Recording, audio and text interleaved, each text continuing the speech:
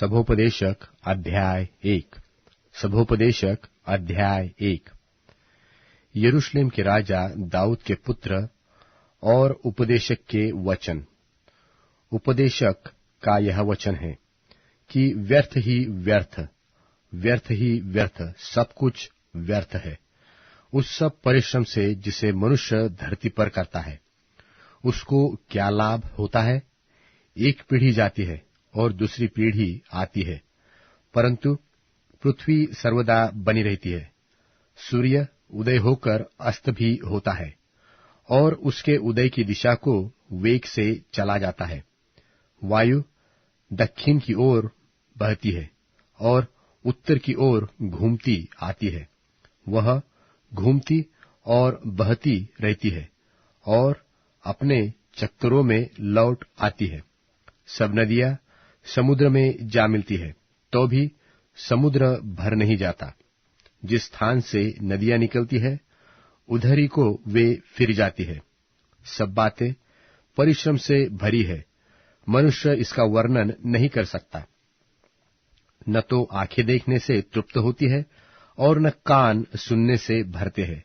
जो कुछ हुआ था वही फिर होगा, और जो कुछ बन चुका है वही फिर बन जाएगा, और सूर्य के नीचे कोई नई बात नहीं है। क्या ऐसी कोई बात है जिसके विषय में लोग कह सकते हैं कि देख, यह नई है? यह तो प्राचीन युगों में वर्तमान थी। प्राचीन लोगों का कुछ स्मरण नहीं रहा, और होने वाले लोगों का कुछ भी स्मरण उनके बाद होने वालों को न रहेगा।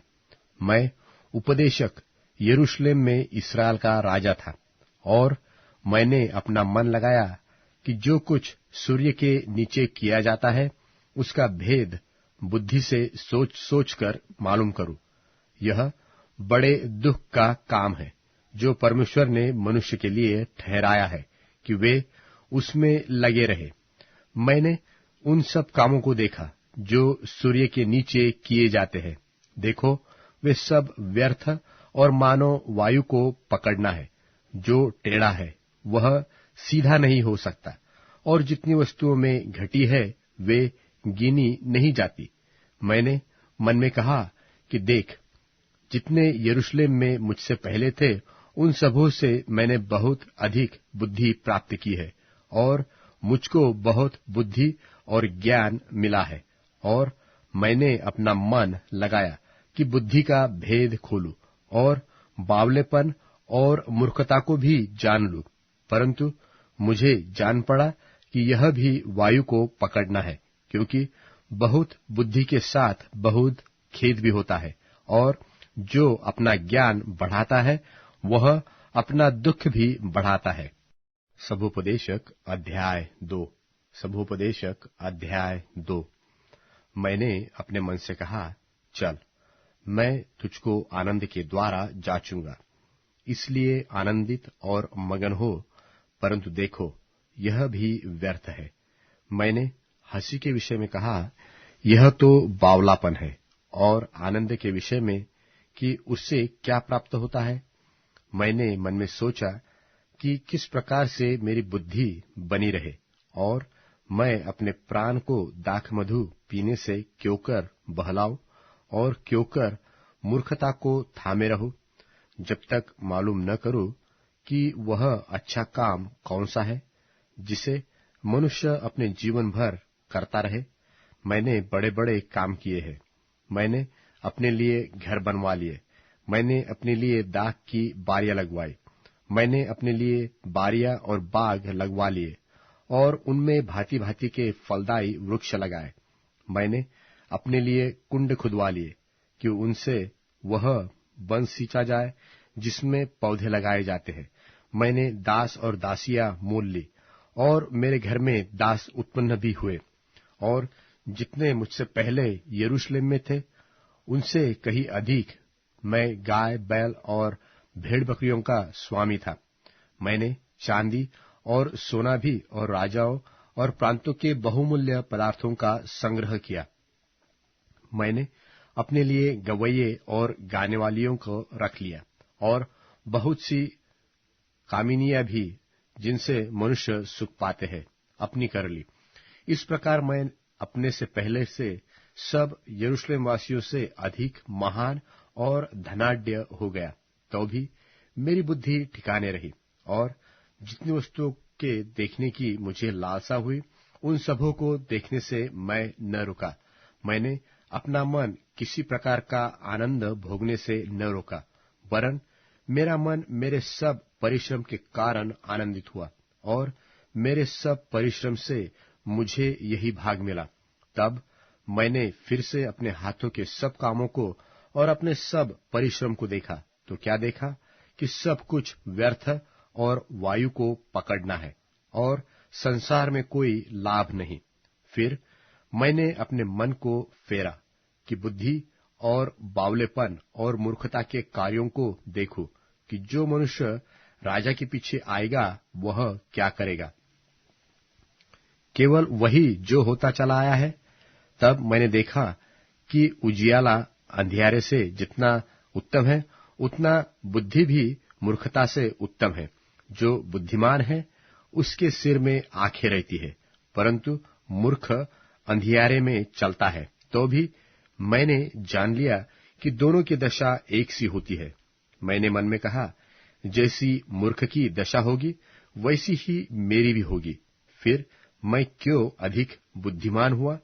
तब मैंने मन में कहा, यह भी व्यर्थ ही है, क्योंकि न तो बुद्धिमान और न मूर्ख का स्मरण सर्वदा बना रहेगा, क्योंकि भविष्य में सब कुछ समाप्त हो जाएगा, और बुद्धिमान क्यों कर मूर्ख के समान मरता है। इसलिए मैं अपने जीवन से द्वेष रखता हूं, क्योंकि जो काम संसार में किया जाता है मुझे बुरा मालूम होता है, क्योंकि सब कुछ व्यर्थ और वायु को पकड़ना है। और मैंने अपने सारे परिश्रम के प्रतिफल से, जिसे मैंने धरती पर किया था, उदास हुआ, क्योंकि अवश्य है कि मैं उसका फल उस मनुष्य के लिए जो मेरे बाद आएगा छोड़ जाऊं। यह कौन जानता है कि वह मनुष्य बुद्धिमान होगा व मूर्ख। तो भी जितना परिश्रम मैंने किया और उसके द्वारा धरती पर बुद्धि प्रकट की, उसके फल का वही अधिकारी होगा। यह भी व्यर्थ ही है। तब मैं पलटकर उस सारे परिश्रम के विषय में जो मैंने धरती पर किया था, अपने मन में निराश हुआ, क्योंकि ऐसे मनुष्य भी है जिसके परिश्रम का कार्य बुद्धि और ज्ञान से होता है और सफल भी होता है। तो भी उसको ऐसे मनुष्य के लिए जिसने उसमें कुछ भी परिश्रम न किया हो, छोड़ जाना पड़ता है कि उसी का भाग हो जाए।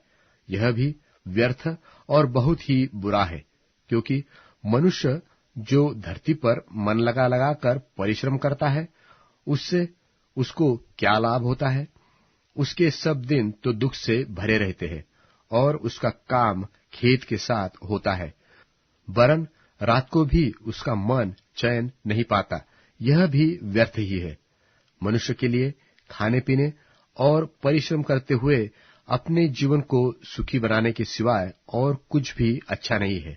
मैंने इसको भी देखा कि यह भी परमेश्वर की ओर से मिलता है, क्योंकि खाने पीने और सुख भोगने में मुझसे अधिक समर्थ कौन है? जो मनुष्य परमेश्वर की दृष्टि में अच्छा है, उसको वह बुद्धि और ज्ञान और आनंद देता है, परंतु पापी को वह दुख भरा काम ही देता है कि वह उसको देने के लिए संचय करके ढेर लगाए, जो परमेश्वर की दृष्टि में अच्छा हो। यह भी व्यर्थ और वायु को पकड़ना है। सबोपदेशक अध्याय 3। सबोपदेशक अध्याय 3। हर एक बात का एक अवसर और प्रत्येक काम का जो आकाश के नीचे होता है एक समय है। जन्म का समय और मरने का भी समय है, बोने का समय और बोए हुए को उखाड़ने का भी समय है, घात करने का समय और चंगा करने का भी समय, ढा देने का समय और बनाने का भी समय है, रोने का समय और हंसने का भी समय, छाती पीटने का समय और नाचने का भी समय है, पत्थर फेंकने का समय और पत्थर बटोरने का भी समय, गले लगाने का समय और गले लगाने से रुकने का भी समय है, ढूंढने का समय और खो देने का भी समय, बचा रखने का समय और फेंक देने का भी समय है, फाड़ने का समय और सीने का भी समय, चुप रहने का समय और बोलने का भी समय है, प्रेम करने का समय और बैर करने का भी समय, लड़ाई का समय और मेल का भी समय। काम करने वालों को अपने परिश्रम से क्या लाभ होता है? मैंने उस दुख भरे काम को देखा है जो परमेश्वर ने मनुष्य के लिए ठहराया है कि वे उसमें लगे रहे। उसने सब कुछ ऐसा बनाया कि अपने अपने समय पर वे सुंदर होते हैं। फिर उसने मनुष्य के मन में अनादि अनंत काल का ज्ञान उत्पन्न किया है। तो भी जो काम परमेश्वर ने किया है वह मनुष्य आदि से अंत तक बूझ नहीं सकता। मैंने जान लिया है कि मनुष्यों के लिए आनंद करने और जीवन भर भलाई करने के सिवाय और कुछ भी अच्छा नहीं। और फिर यह परमेश्वर का दान है कि सब मनुष्य खाए पिए और अपने अपने सब परिश्रम में सुखी रहे। मैंने यह भी जान लिया कि जो कुछ परमेश्वर करता है वह सदा स्थिर रहेगा, न तो उसमें कुछ बढ़ाया जाता है और न कुछ घटाया जाता है। और परमेश्वर इसलिए ऐसा करता है कि लोग उसका भय माने। जो कुछ हुआ वह इससे पहले भी हो चुका था, और जो होने वाला है वह हो भी चुका है, और परमेश्वर बीती हुई बात को फिर पूछता है। फिर मैंने संसार में क्या देखा कि न्याय के स्थान में दुष्टता होती है और धर्म के स्थान में दुष्टता होती है। मैंने मन में कहा कि परमेश्वर धर्मी और दुष्ट दोनों का न्याय करेगा, क्योंकि उसके यहाँ एक एक विषय और एक एक काम का समय है। मैंने मन में कहा कि यह तो मनुष्यों के कारण इसलिए होता है कि परमेश्वर उनको जांचे और वे देख सके कि हम पशु के समान हैं, क्योंकि जैसी मनुष्यों की वैसी ही पशुओं की भी दशा होती है। दोनों की वह दशा होती है, जैसे यह मरता है वैसे ही वह भी मरता है, और सबों का एक सा प्राण है। और मनुष्य पशु से कुछ बढ़कर नहीं, क्योंकि सब कुछ व्यर्थ ही है, सब एक स्थान में जाते हैं, सब मिट्टी से बने हैं और सब मिट्टी में फिर मिल जाते हैं। मनुष्यों का प्राण क्या ऊपर की ओर चढ़ता है, और पशुओं का प्राण क्या नीचे की ओर जाकर मिट्टी में मिल जाता है, यह कौन जानता है? और मैंने देखा कि इससे अधिक कुछ अच्छा नहीं कि मनुष्य अपने कामों में आनंदित रहे, क्योंकि उसका भाग यही है, और उसके पीछे होने वाली बातों के देखने के लिए कौन उसको लौटा लाएगा? सबोपदेशक अध्याय 4। सबोपदेशक अध्याय 4। तब मैंने फिरकर वह सब अंधेर देखा जो संसार में होता है, और क्या देखा कि अंधेर सहने वालों के आंसू बह रहे हैं, और उनको कोई शांति देने वाला नहीं। और अंधेर करने वालों के तो शक्ति है, परंतु उनको भी कोई शांति देने वाला नहीं। इसलिए मैंने मरे हुओं को जो मर चुके हैं उन जीवितों से जो अब तक जीवित है अधिक सराहा, वरन उन दोनों से अधिक सुभागी वह है जो अब तक पैदा हुआ ही नहीं, क्योंकि उसने ये बुरे काम नहीं देखे जो संसार में होते हैं। तब मैंने सब परिश्रम के काम और सब सफल कामों को देखा कि इसके कारण लोग अपने पड़ोसी से जलते हैं। यह भी व्यर्थ और मन का कूढ़न है। मूर्ख छाती पर हाथ रखे रहता और अपना मांस खाता है। चैन के साथ एक मुट्ठी उन 2 मुट्ठियों से अच्छी है जिनके साथ परिश्रम और मन का कूढ़न है। तब मैंने फिरकर धरती पर यह भी व्यर्थ बात देखी।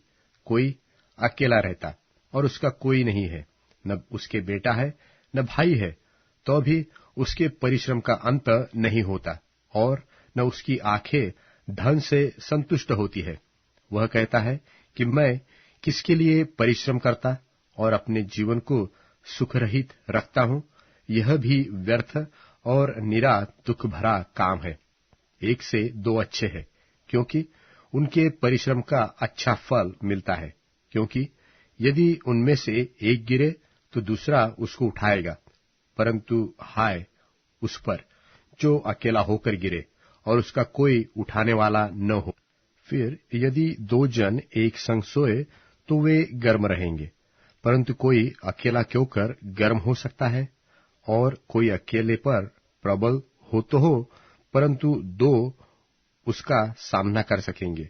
और जो डोरी 3 तागे से बटी हो वह जल्दी तही टूटती है। बुद्धिमान लड़का दरिद्र होने पर भी ऐसे बूढ़े और मूर्ख राजा से जो फिर उपदेश ग्रहण न करे कहीं उत्तम है, क्योंकि वह तो उसके राज्य में धनहीन उत्पन्न हुआ और वह बंदी गृह से निकलकर राजा हुआ। मैंने सब जीवतों को जो धरती पर चलते फिरते हैं देखा कि वे उस दूसरे लड़के के संग हो लिए हैं, जो उनका स्थान लेने के लिए खड़ा हुआ। अनगिनत थे वे सब लोग जिन पर वह प्रधान हुआ, तो भी भविष्य में होने वाले लोग उसके कारण आनंदित न होंगे। निसंदेह यह भी व्यर्थ और मन का कूढ़न है। सभोपदेशक अध्याय 5। सभोपदेशक अध्याय 5। जब तू परमेश्वर के भवन में जाए तब सावधानी से चलना, क्योंकि सुनने के लिए समीप जाना मूर्खों के बलिदान चढ़ाने से अच्छा है, इसलिए कि वे नहीं जानते कि बुरा करते हैं। बातें करने में उतावली न करना, और अपने मन से कोई बात उतावली से परमेश्वर के सामने न निकालना, क्योंकि परमेश्वर स्वर्ग में है, परंतु तू पृथ्वी पर है, इसलिए तेरे वचन थोड़े ही हो। क्योंकि जैसे कार्य की अधिकता से स्वप्न देखा जाता है, वैसे ही बहुत सी बातों का बोलने वाला मूर्ख ठहरता है। जब तू परमेश्वर के लिए मन्नत माने तब उसके पूरा करने में विलंब न करना, क्योंकि वह मूर्खों से प्रसन्न नहीं होता। इसलिए जो मन्नत तूने मानी हो उसे पूरी करना। मन्नत मानकर पूरी न करने से मन्नत का न मानना ही अच्छा है। कोई वचन कहकर अपना शरीर पाप में न फंसाना, और न परमेश्वर के दूत के सामने कहना कि यह भूल से हुआ। परमेश्वर क्यों तेरा बोल सुनकर अप्रसन्न हो और तेरे हाथ के कार्यों को नष्ट करे? क्योंकि स्वप्नों की अधिकता और व्यर्थ कामों और बातों की बहुतायत से ऐसा होता है। परंतु तू परमेश्वर का भय मानना। यदि तू किसी प्रांत में निर्धनों का अंधेर सहना और न्याय और धर्म को बड़े लोगों से बिगड़ता देखे, तो इस बात से चकित न होना, क्योंकि उन बड़ों से भी एक बड़ा है और उसको इन बातों की सुधि रहती है, और उन दोनों से भी कोई अधिक बड़ा है। भूमि की उपज सबके लिए है, वरन खेती से राजा का भी काम निकालता है। जो रुपये से प्रीति रखे वह रुपये से तृप्त न होगा, और जो बहुत धन से प्रीति रखे उसको कुछ फल न होगा। यह भी व्यर्थ है। जब संपत्ति बढ़ती है तब उसके खाने वाले भी बढ़ते हैं। तब उसके स्वामी को इसे छोड़ और क्या लाभ हुआ कि उसने उस संपत्ति को अपनी आंखों से देखा है। परिश्रम करने वाला चाहे थोड़ा खाए चाहे बहुत, तो भी उसकी नींद सुखदायी होती है, परंतु धनी के धन के बढ़ने के कारण उसको नींद नहीं आती। एक बड़ी बुरी बला है जिसमैंने धरती पर देखी है, अर्थात वह धन जिसे उसका मालिक अपनी ही हानि के लिए रख छोड़ता है, और वह किसी बुरे काम में उड़ जाता है।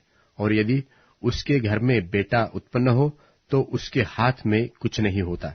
जैसा वह माँ के पेट से निकला वैसा ही वह नंगा जैसा आया था लौट जाएगा, और अपने परिश्रम के बदले कुछ भी न पाएगा जिसे वह अपने हाथ में ले जाए।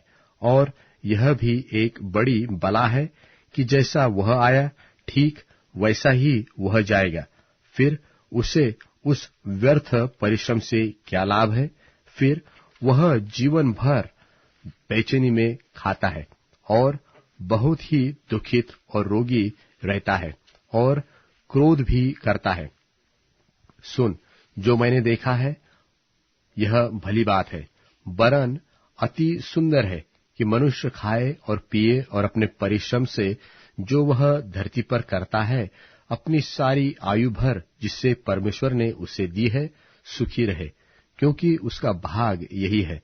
वरन जिस किसी मनुष्य को परमेश्वर ने धन संपत्ति दी हो और उसे आनंद भोगने और उसमें से अपना भाग लेने और परिश्रम करते हुए आनंद करने की शक्ति भी दी हो, तो यह परमेश्वर का वरदान है, क्योंकि इस जीवन के दिन उसको बहुत स्मरण न रहेंगे और परमेश्वर उसकी सुन सुनकर उसके मन को आनंदित करता है। सबोपदेशक अध्याय 6। सबोपदेशक अध्याय 6। एक बुराई है जो मैंने धरती पर देखी है, वह मनुष्य को बहुत दबाए रखती है। अर्थात किसी मनुष्य को परमेश्वर धन संपत्ति और प्रतिष्ठा यहाँ तक देता है कि जो कुछ उसका मन चाहता है उसमें से कुछ भी नहीं घटता, तो भी परमेश्वर उसको उनमें से खाने नहीं देता, कोई दूसरा ही उसे खाता है। यह व्यर्थ और भयानक रोग है। यदि किसी पुरुष के 100 पुत्र हो और वह बहुत वर्ष जीवित रहे और उसकी आयु बढ़ जाए, परंतु उसका प्राण प्रसन्न न रहे और न उसकी अंतिम क्रिया की जाए, तो मैं कहता हूं कि ऐसे मनुष्य से अधूरे समय का जन्मा हुआ बच्चा उत्तम है, क्योंकि वह व्यर्थ ही आया और अंधेरे में चला गया और उसका नाम अंधेरे में छिपा रहता है और सूर्य को भी न देखा, न किसी चीज को जानने पाया। इसलिए इसको उस मनुष्य से अधिक चैन मिला। हाँ, चाहे वह 2000 वर्ष जीवित रहे और कुछ सुख भोगने न पाए, तो उसे क्या सब के सब एक ही स्थान में नहीं जाते? मनुष्य का सारा परिश्रम उसके पेट के लिए होता है, तो भी उसका मन नहीं भरता। जो बुद्धिमान है वह मूर्ख से किस बात में बढ़कर है, और दीन जन जो यह जानता है कि इस जीवन में किस प्रकार से चलना चाहिए, वह भी उससे किस बात में बढ़कर है। आंखों से देख लेना मन की चंचलता से उत्तम है, यह भी व्यर्थ और मन का कूढ़न है। जो कुछ हुआ है उसका नाम युग के आरंभ से रखा गया है, और यह प्रगट है कि वह आदमी है और न वह उससे जो उससे अधिक शक्तिमान है झगड़ा कर सकता है। बहुत सी ऐसी बातें हैं जिनके कारण जीवन और भी व्यर्थ होता है, तो फिर मनुष्य को क्या लाभ? क्योंकि कौन जानता है कि मनुष्य के व्यर्थ जीवन के सब दिनों में जो वह परछाई की नाई बिताता है उसके लिए क्या अच्छा है? क्योंकि मनुष्य को कौन बता सकता है कि उसके बाद दुनिया में क्या होगा? सबोपदेशक अध्याय 7। सबोपदेशक अध्याय 7। अच्छा नाम अनमोल इत्र से और मृत्यु का दिन जन्म के दिन से उत्तम है। जेवनार के घर जाने से शोकी के घर जाना उत्तम है, क्योंकि सब मनुष्यों के लिए अंत में मृत्यु का शोक यही है। और जो जीवित है वह मन लगाकर इस पर सोचेगा। खेद हंसी से उत्तम है, क्योंकि जब मुंह पर शोक छा जाता है तब मन सुधरता है। बुद्धिमानों का मन शोक करने वालों की घर की ओर लगा रहता है, परंतु मूर्खों का मन आनंद के घर लगा रहता है। मूर्खों के गीत सुनने से बुद्धिमान की घुड़की सुनना उत्तम है, क्योंकि मूर्ख की हंसी हांडी के नीचे जलते हुए कांटों की चरचराहट के समान होती है, यह भी व्यर्थ है। निश्चय अंधेर में पड़ने से बुद्धिमान बावला हो जाता है, और घूस लेने से बुद्धि नाश होती है। किसी काम के आरंभ से उसका अंत उत्तम है, और धीरजवंत पुरुष गर्वी से उत्तम है। अपने मन में उतावली करके न क्रोधित हो, क्योंकि क्रोध मूर्खों ही के हृदय से आता है। तू न कहना कि इसका क्या कारण है कि बीते दिन इनसे उत्तम थे, क्योंकि यह तू बुद्धिमानी से नहीं पूछता। बुद्धि बपौती के समान है, वरन जीवतों के लिए उससे श्रेष्ठ है, क्योंकि बुद्धि आड़ का काम देती है। रुपया भी आड़ का काम देता है, परंतु ज्ञान की यह श्रेष्ठता है कि बुद्धि से उसके रखने वालों के जीवन की रक्षा होती है। परमेश्वर के काम पर दृष्टि कर। जिस वस्तु को उसने टेढ़ी किया हो, उसे कौन सीधी कर सकता है? सुख के दिन सुख मान और दुख के दिन सोच, क्योंकि परमेश्वर ने दोनों को एक ही संग रखा है, जिससे मनुष्य अपने बाद होने वाली किसी बात को न बूझ सके। मैंने अपने व्यर्थ दिनों में यह सब कुछ देखा है। कोई धर्मी होता है जो अपने धर्म का काम करते हुए नाश हो जाता है, और दुष्ट बुराई करते हुए दीर्घायु होता है। असीमित धर्मी न बन और न अपने को अधिक बुद्धिमान बना। तू क्यों अपने ही नाश का कारण हो? अत्यंत दुष्ट भी न बन और न मूर्ख हो। तू अपने समय से पहले क्यों मरे? यह अच्छा है कि तू इस बात को पकड़े रहे और उस बात पर से ही हाथ न उठाए, क्योंकि जो परमेश्वर का भय मानता है वह इन सब कठिनाइयों से पार हो जाएगा। बुद्धि ही से नगर के 10 हाकिमों की अपेक्षा बुद्धिमान को अधिक सामर्थ्य प्राप्त होता है। निसंदेह पृथ्वी पर कोई ऐसा धर्मी मनुष्य नहीं जो भलाई ही करे और भूल न करे। फिर जितनी बातें कही जाए सब पर कान लगाना। ऐसा न हो कि तू सुने कि तेरा दास तुझी को शाप देता है, क्योंकि तू आप जानता है कि तूने भी बहुत बैर औरों को शाप दिया है। यह सब मैंने बुद्धि से जांच लिया है। मैंने कहा, मैं बुद्धिमान हो जाऊंगा, परंतु यह मुझसे दूर रहा। वह जो दूर और अत्यंत गहरा है, उसका भेद कौन पा सकता है?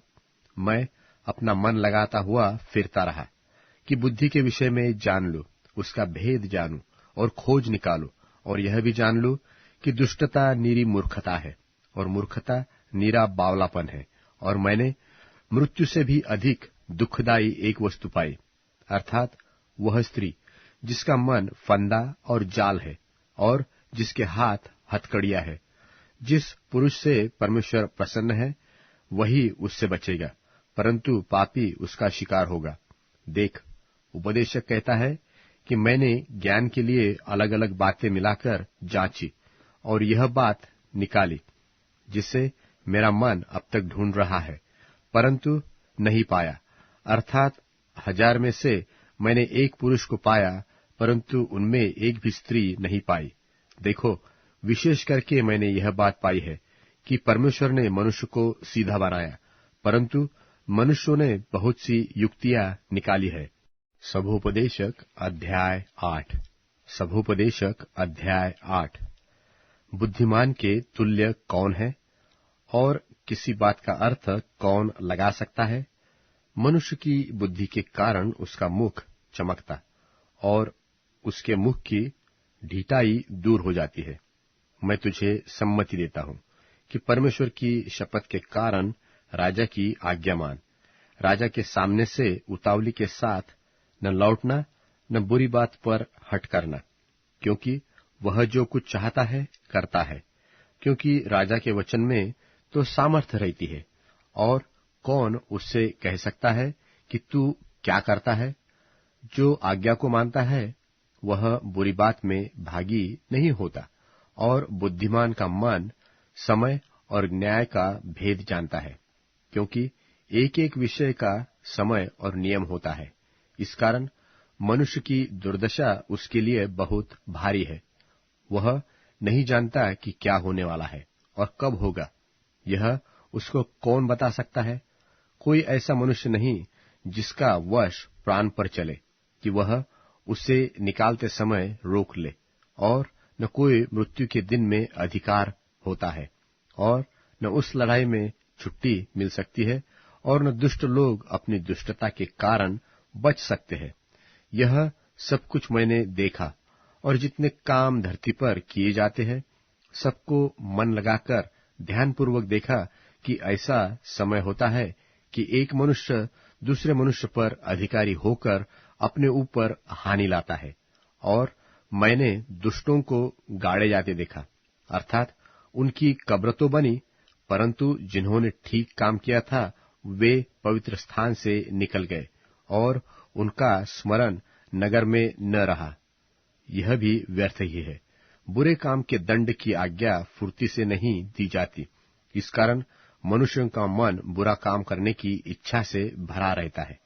चाहे पापी 100 बार पाप करे और अपने दिन भी बढ़ाए तो भी मुझे निश्चय है कि जो परमेश्वर से डरता है और अपने तय उसके सन्मुख जानकर भय से चलते हैं उनका तो भला ही होगा, परंतु दुष्ट का भला नहीं होगा और उसकी जीवन रूपी छाया लंबी होने न पाएगी, क्योंकि वह परमेश्वर का भय नहीं मानता।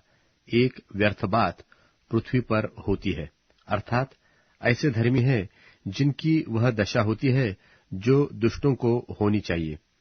ऐसे दुष्ट भी है जिनकी वह दशा होती है जो धर्मियों की होनी चाहिए। और मैंने कहा कि यह भी व्यर्थ ही है। तब मैंने आनंद को सराहा, इसलिए कि सूर्य के नीचे मनुष्य के लिए खाने पीने और आनंद करने को छोड़ कुछ भी अच्छा नहीं, क्योंकि उसको जीवन भर में जो परमेश्वर उसके संग बना लिए धरती पर ठहराए, उसके परिश्रम में वही उसके रहेगा। जब मैंने बुद्धि प्राप्त करने और सब काम देखने के लिए जो पृथ्वी पर किए जाते हैं अपना मन लगाया कि कोई ऐसे भी मनुष्य है जो रात दिन जागते रहते हैं, तब मैंने परमेश्वर का सारा काम देखा जो सूर्य के नीचे किया जाता है। उसकी थाह मनुष्य नहीं पा सकता। चाहे मनुष्य उसकी खोज में परिश्रम भी करे तो भी उसको न जान पाएगा। और यद्यपि बुद्धिमान कहे कि मैं उसे समझूंगा तो भी वह उसकी थाह न पा सकेगा। सभोपदेशक अध्याय 9। सभोपदेशक अध्याय 9। मैंने यह सब कुछ मन लगाकर विचार किया कि इन सब बातों का भेद पाओ। तब पता लगा कि धर्मी और बुद्धिमान लोग और उनके काम परमेश्वर के हाथ में है। मनुष्य के आगे सब प्रकार की बातें हैं, परंतु वह न प्रेम जानता है न बैर। सब घटनाएं सबको एक समान होती है। धर्मी, दुष्ट, भले, शुद्ध, अशुद्ध, यज्ञ करने वाले और न करने वाले सबों की एक ही सी दशा होती है। जैसी भले मनुष्य की दशा वैसी ही पापी की दशा। जैसे शपथ खाने वाले की दशा वैसे ही वह है जो शपथ खाने से डरते हैं। जो कुछ सूर्य के नीचे किया जाता है उसमें यह एक दोष है कि सब लोगों की एक सी दशा होती है, और फिर मनुष्यों के मन में बुराई भरी हुई है, और जब तक वे जीवित रहते हैं उनके मन में बावलापन रहता है, और उसके बाद वे मरे हुओं में जा मिलते हैं। क्योंकि उसको जो सब जीवितों में मिला हुआ है उसको भरोसा है, इसलिए जीवता कुत्ता मरे हुए सिंह से बढ़कर है। क्योंकि जीवते तो इतना जानते हैं कि हम मरेंगे, परंतु मरे हुए कुछ भी नहीं जानते और न उनको बदला मिल सकता है, क्योंकि उनका स्मरण मिट गया है। उनका प्रेम और उनका बैर और उनकी डाह अब नाश हो चुके, और जो कुछ सूर्य के नीचे किया जाता है उसमें उनका फिर सदा के लिए कोई भाग न होगा। अपने मार्ग पर चला जा, अपनी रोटी आनंद से खाया कर और अपना दाख मधु मन से सुख मान कर पिया कर, क्योंकि परमेश्वर तेरे कामों से प्रसन्न हो चुका है। तेरे वस्त्र सदा उजले रहे और तेरे सिर पर तेल की घटी न हो। अपने जीवन के सारे व्यर्थ दिन जो उसने सूर्य के नीचे तेरे लिए ठहराए हैं, अपनी प्यारी पत्नी के संग में अपने व्यर्थ जीवन के दिन बिताना, क्योंकि तेरे जीवन में और तेरे परिश्रम में जो तू सूर्य के नीचे करता है तेरा यही भाग है। जो काम तुझे मिले उसे अपनी शक्ति भर करना, क्योंकि अधोलोक में जहां तू जाने वाला है न काम है न युक्ति, वहां न ज्ञान और न बुद्धि काम देती है। मैंने फिर कर धरती पर देखा कि न तो दौड़ में वेग दौड़ने वाले और युद्ध में शूरवीर जीतते हैं, फिर न तो बुद्धिमान लोग रोटी पाते हैं और न समझने वाले धन, और न प्रवीणों को अनुग्रह होता है। वे सब समय और संयोग के वश में है, क्योंकि मनुष्य अपना समय नहीं जानता। जैसे मछलियां दुखदाई जल में बहती और चिड़िए फंदे में फंसती है, वैसे ही मनुष्य दुखदाई समय में जो उन पर अचानक आ पड़ता है फंस जाते हैं। मैंने सूर्य के नीचे इस प्रकार की भी बुद्धि की बात देखी है, जो मुझे बड़ी जान पड़ी।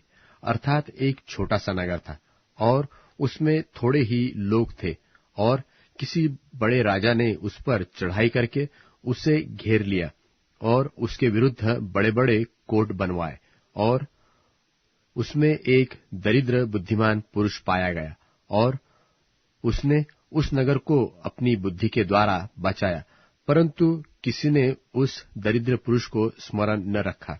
तब मैंने कहा, बुद्धि पराक्रम से उत्तम है, तो भी उस दरिद्र की बुद्धि तुच्छ की जाती है और उसका वचन कोई नहीं सुनता। बुद्धिमानों के वचन जो धीमे धीमे कहे जाते हैं, वह मूर्खों के बीच प्रभुता करने वाले के चिल्ला चिल्ला कर कहने से अधिक सुने जाते हैं। बुद्धि लड़ाई के हथियारों से उत्तम है, और एक पापी से बहुत भलाई नाश होती है। सभोपदेशक अध्याय 10। सभोपदेशक अध्याय 10। सभोपदेशक अध्याय 10। मरी हुई मक्खियों के कारण गंधी का तेल सड़ने और बसाने लगता है, और थोड़ी सी मूर्खता बुद्धि और प्रतिष्ठा को मात कर देती है। बुद्धिमान का मन दाहिनी ओर रहता है, परंतु मूर्ख का मन बाईं ओर रहता है। जब मूर्ख मार्ग पर चलता है, तब उसका मन काम में नहीं आता, और वह मानो सबसे कहता है, मैं मूर्ख हूं। यदि हाकिम का क्रोध तुझ पर भड़के, तो अपना स्थान न छोड़ना, क्योंकि धीरज धरने से बड़े बड़े पाप रुकते हैं। एक बुराई है जो मैंने सूर्य के नीचे देखी है, वह हाकिम की भूल से होती है, अर्थात मूर्ख बड़ी प्रतिष्ठा के स्थानों में ठहराए जाते, और धनवान लोग नीचे बैठते हैं। मैंने दासों को घोड़े पर चढ़े और रईसों को दासों की नाई भूमि पर चलते हुए देखा है।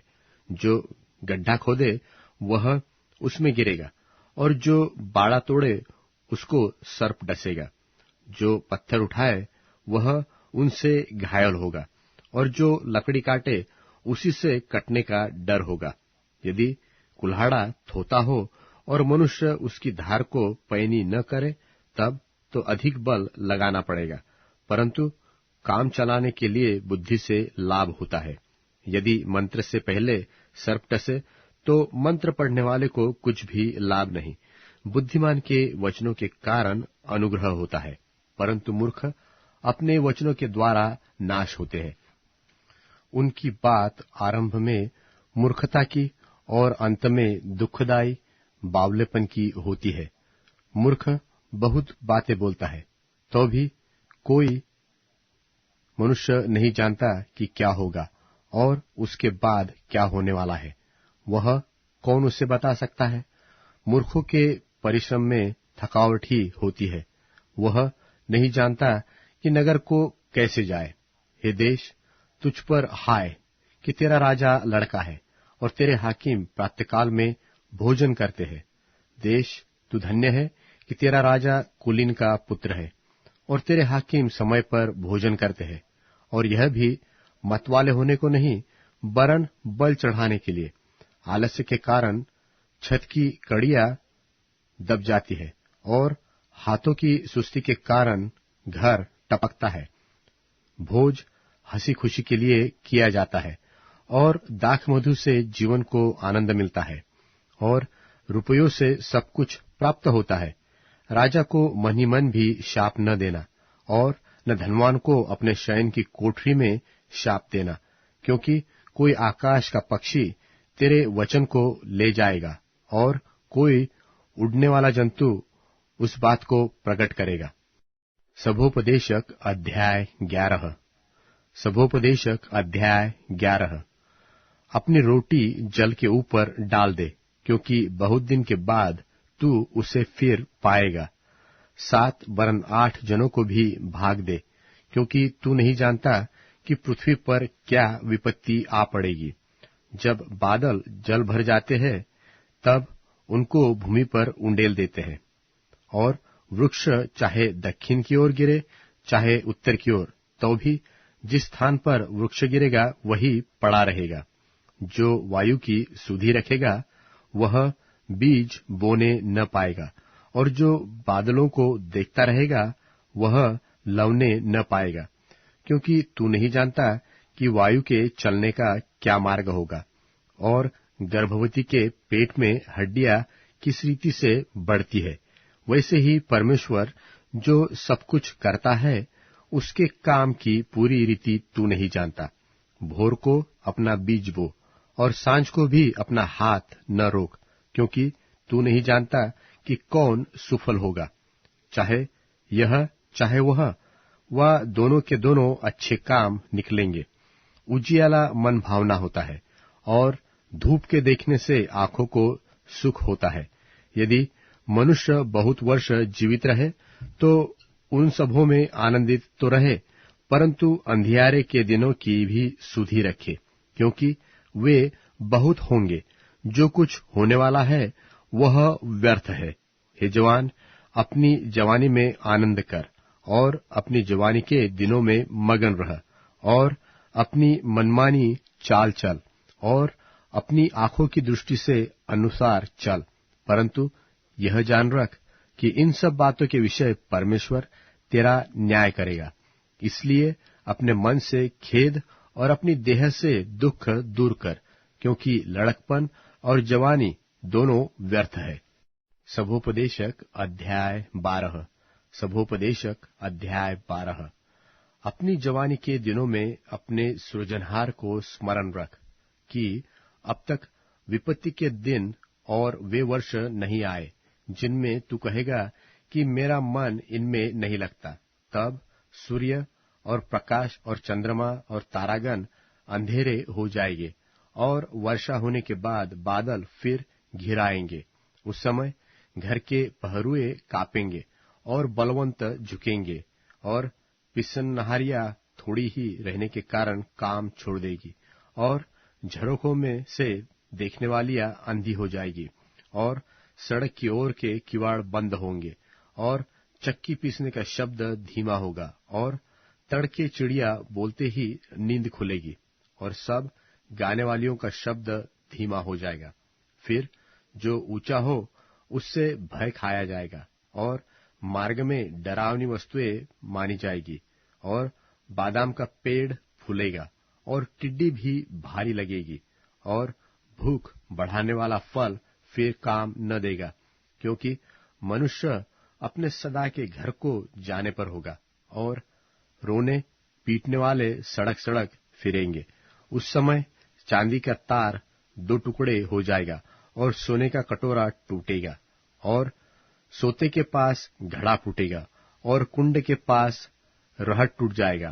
तब मिट्टी जो कि त्यों मिट्टी में मिल जाएगी, और आत्मा परमेश्वर के पास जिसने उसे दिया लौट जाएगी।